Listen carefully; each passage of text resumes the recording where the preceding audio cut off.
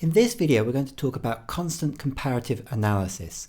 It's an approach which is used a lot, especially in the analysis stage of qualitative research, but it's also used as part of the methodology, and we're going to talk about some of the ways it can help us see different things in the data, compare and contrast, and how it can hopefully improve the quality of our qualitative analysis. We're going to talk a lot about two concepts, within and between, and that's how we try and do lots and lots of different types of comparison with different things, but also within those same things. And I'm going to explain a little bit about what that means. There are three main things that we can compare, and that's the data sources. That might be interviews, focus groups, social media, or literature. Also the codes or the themes that we're creating, and then also work from other researchers, if there are other people analysing and interpreting the data. And within each of these different things, we're going to talk about within and between. And with that, I mean not just looking at different sources, but also, for example, within that one source to see what differences there are and if there are contradictions. So let's start with talking about comparing within and between data sources. So you've probably got a project where you're thinking about interviewing people, maybe doing focus groups, collecting data in a bunch of different ways. You want to obviously understand not just what people are saying, but some of the context around it. And that's kind of the main thing about constant comparative approach, is you're trying to generate context for your data so you can understand it better and explain its place within the literature and within other research. So within the sources of data that you might have, you may be talking to the same people across different methods. So for example, you may have diaries and interviews, focus groups, and also ethnography with the same people. And so you might want to compare, for example, how those people talking about themselves differently in social media to how they talk about themselves when they're just on a one-to-one interview, and how they present themselves in a focus group where there's other people. When you're comparing within the participant's own account, it's easy to think, oh, I'm looking for contradictions, so places where they might be lying or trying to deceive me or not telling the whole truth. But it's a little bit more nuanced than that. It might be that they're actually not aware of some of their own contradictions, or it may be that they are actually just talking about the different feelings and different experiences at different places in time. So time is another thing that we can look at, both within and between our respondents. So we can see whether people used to all feel a particular way, or if an individual has changed how they feel over time. And by doing that, we might get the idea if there was some key occurrence, some key societal event which changed participants' behaviour or opinions on something. Another thing you might want to look at is the different types of respondents that you have. For example, if you've got a group of people who are all in a particular age range, maybe you want to compare different age ranges. So what you can do is you can look at the data with people from a particular age range and see if there are commonalities and how that contrasts with people with a different age range. You can also look, for example, at something like gender or location or any kind of demographic data that you might have. But I'm coming back to this idea of within and between. So yes, we might want to compare between different age ranges, but we might also want to look to see whether people's responses are similar within the same age range. So do all young people have a similar experience? Do all old people have a similar experience? And it's this kind of interrogation of the data, asking questions within and between, that will help us understand the different experiences and the different commonalities between our participants in the data. We can also look within the data for an individual. So an individual within even one data source, we might want to say, does this person contradict themselves sometimes? At the beginning of the interview, are they saying something different to the end? But within the literature, the Strauss and Gray's article on grounded theory talks a lot about incidents.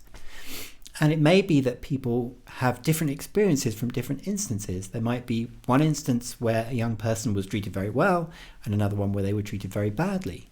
So there we're comparing within one person's data source, but between different experiences.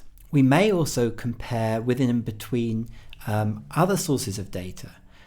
So secondary data analysis, especially if we have something like social media, people, maybe even our same respondents, but different people are talking about something on social media. It might be also interesting to look at the literature and see how other articles, other research on the same topic talked about it, whether the participants in that data used similar terminology, if they'd had similar experiences, or if there's some important difference that by comparing between our own research and the literature, we can find something interesting. Whatever tool you're using, if you're using a software tool like Quirkos or some other qualitative analysis software, bring in your literature as well, so you can compare what your respondents were saying to what the big paper in the field is saying.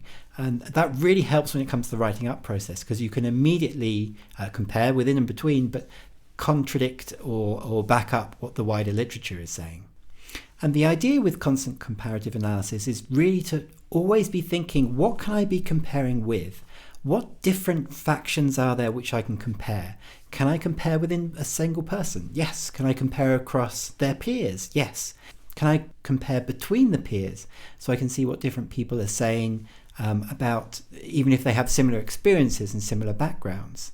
So that's part of kind of comparing within and between the data sources. So the other thing that we can compare with constant comparative approach is codes and themes. And so those are the topics, the different units of analysis that we're using to try and understand the different things participants are talking about in the data.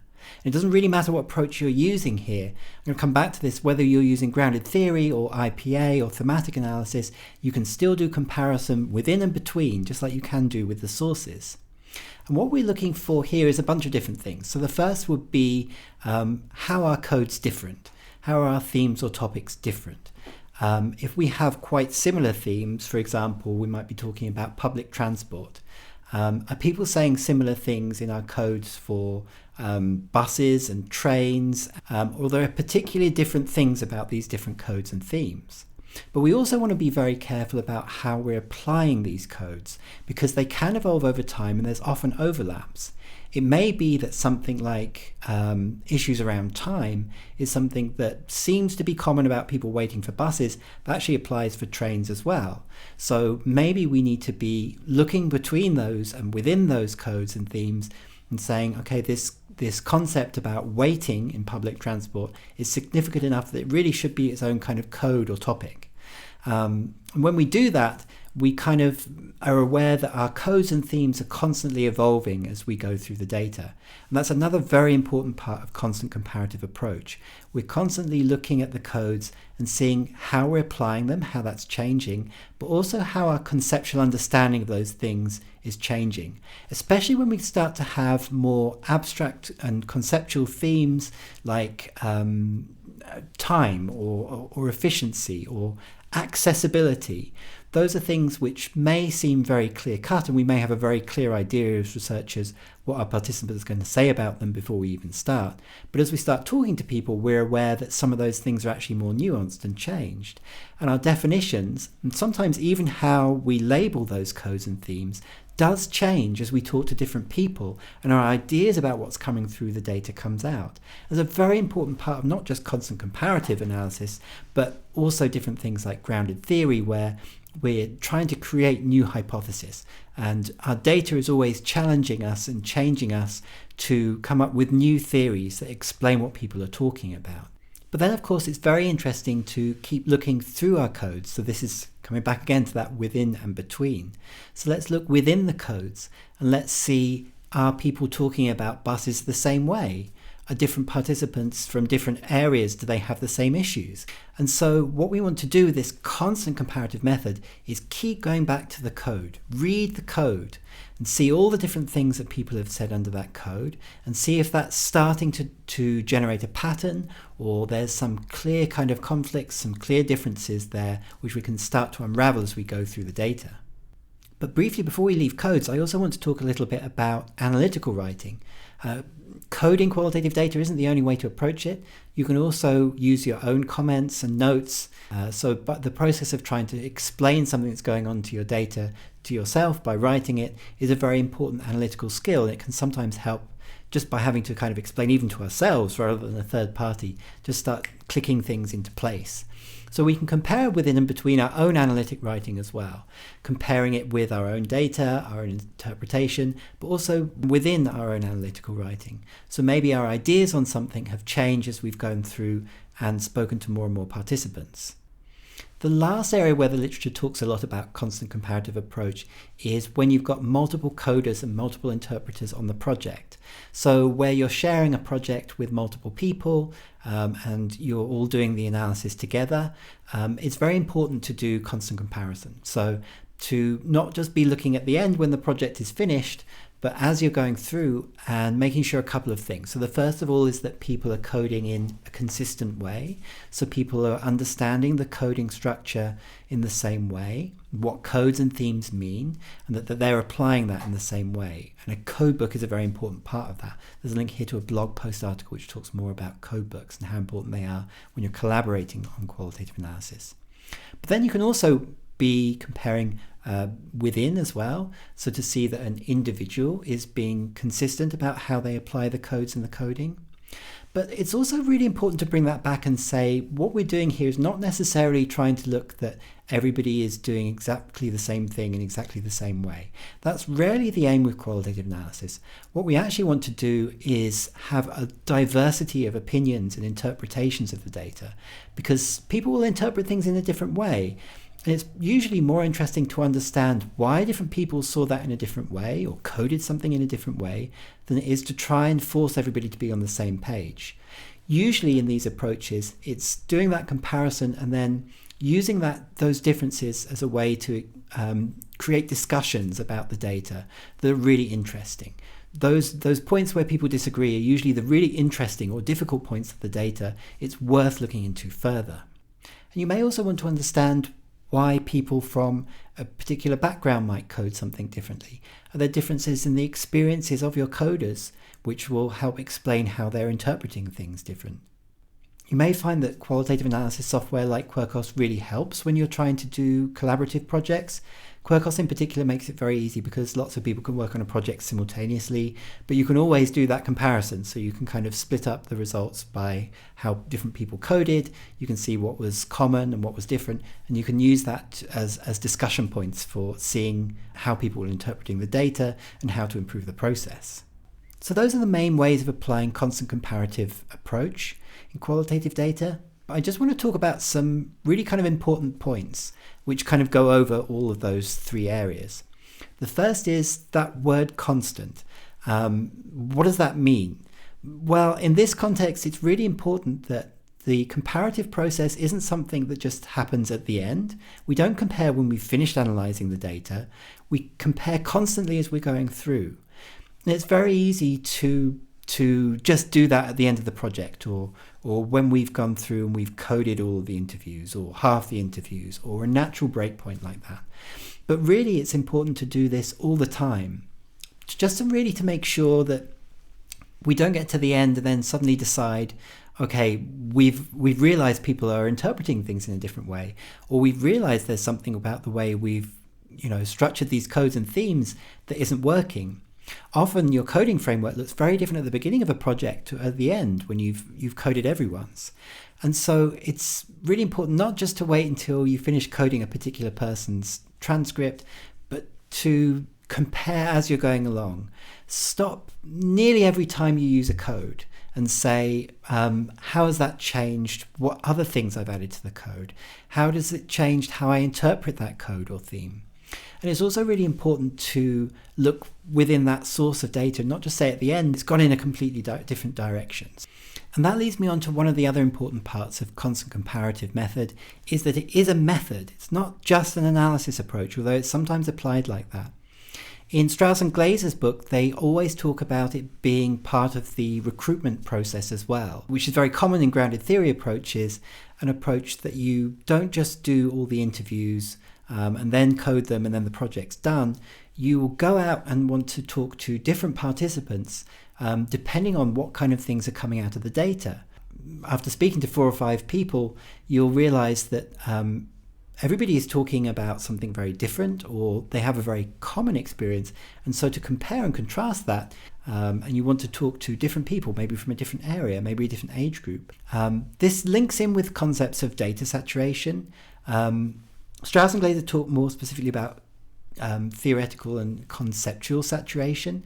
I think data saturation is usually quite a positivistic term, which is problematic in its own respect. Really here, the key thing is not to decide at the beginning we've spoken to enough people, or there is a set number of people we need to speak to. The data really needs to tell us that. And the only way we'll know that is if we're constantly going through and doing that comparison, looking to see if a particular theme or concept we understand now, if the same things are coming up over and over again, or if there's a very diverse range of opinions, but we're not quite sure why. And that might mean we just need to talk to some more people, or more people with a particular experience. So when we're talking about those sources and comparing within and between, this applies even if we're doing a case study. So there's only one person or one group that we're talking to. Even if we're doing an autoethnography where it's just about ourselves, we can still do that comparing within and between.